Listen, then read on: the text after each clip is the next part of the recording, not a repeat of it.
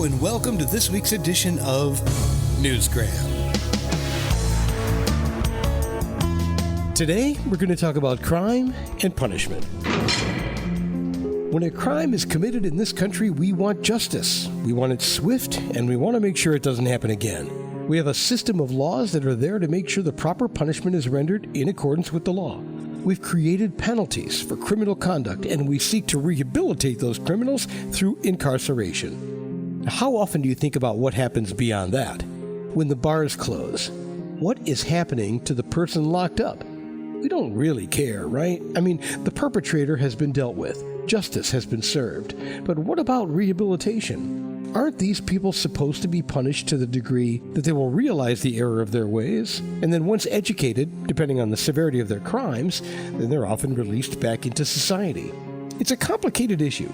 I came across a book written by Ron Wilson. It focuses on the system of justice in Australia, and it's titled Joseph Akeroyd, Rediscovering a Prison Reformer. In it, he writes about a man who moved directly from the education system to become Inspector General of Victoria's prison system between 1924 and 1947. Yeah, he was there a long time, and during his administration, prison was run like a school.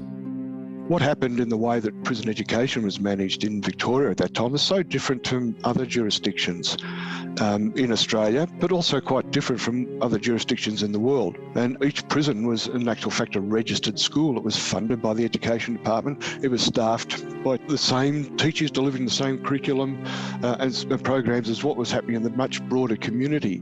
So how did all this evolve? Ron set out to find the answers, and at first he had to understand who Joseph Akeroyd was. He was a man who came into his role with the strong commitment to saying, as an educator, using the principles in terms of education principles and the principles of teaching, this is the way that prisons should be managed. They should be managed on the principles of education and the principles of teaching.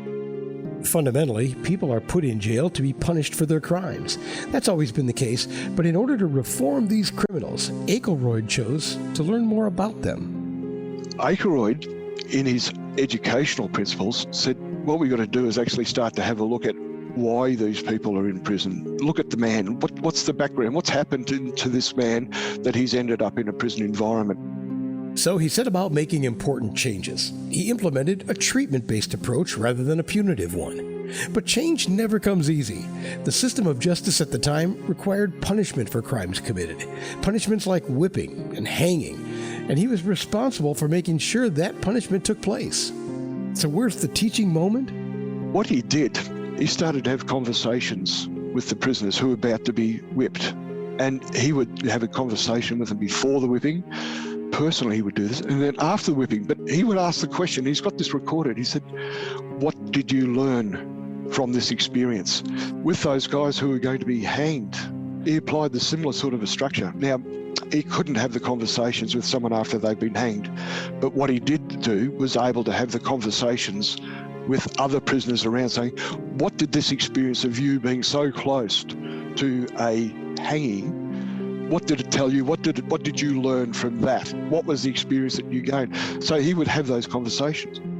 Utilizing his education background, Joseph Akeroyd revolutionized the way prisons and prisoners in Victoria were managed, with lasting results. Many of his reforms are still around today. I found this book interesting because it not only talks about Akeroyd's educational approach, but it does so by reflecting on stories of modern-day interactions between teachers and prisoner students.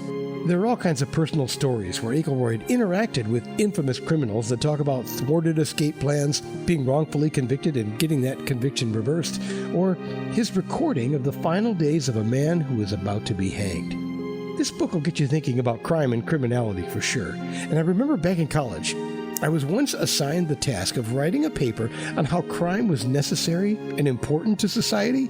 It seems crazy, right? Now, I'm not advocating crime, but it does push and shape our moral boundaries.